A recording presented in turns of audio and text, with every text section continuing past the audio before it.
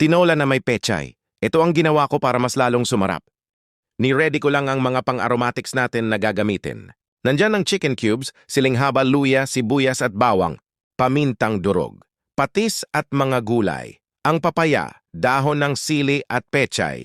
Sa isang pan maglagay ka lang ng mantika at igisa ang luya. Gisahin mo ng maigi hanggang sa lumabas ang aroma at isunod ang sibuyas, hintayin mag-translucent at isunod ang bawang.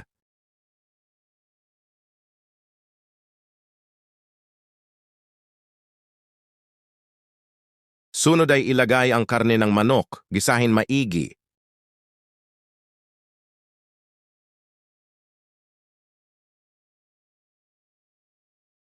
At lagyan ng paminta at patis.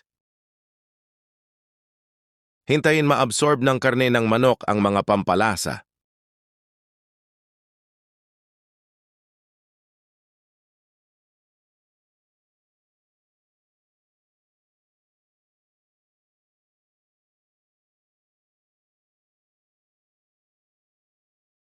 At ilagay ang papaya. At kung nagustuhan mo ang simple at napakadaling recipe na ito, ay baka pwede ka mag-subscribe sa aking munting channel.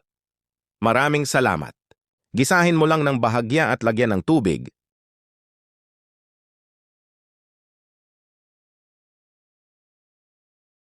Ilagay ang siling haba, takpan at hintayin tuluyang maluto ang manok at gulay.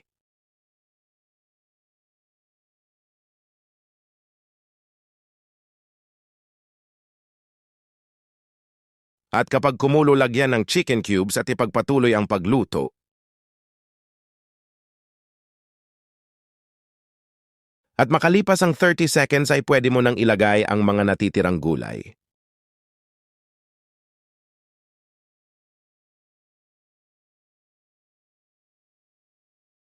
Lutuin mo lang ng mabilis. At makalipas ang ilang segundo ay pwedeng-pwede na yan. Ready to serve. Healthy at napakasarap ng simpleng putahe na ito. Napakadaling lutuin. Kaya kung wala ka pa maisip na lutuin ay subukan mo na ito. Hanggang dito na lang, maraming salamat sa panonood. Huwag mo kalimutan mag-subscribe, like at share. Maraming salamat.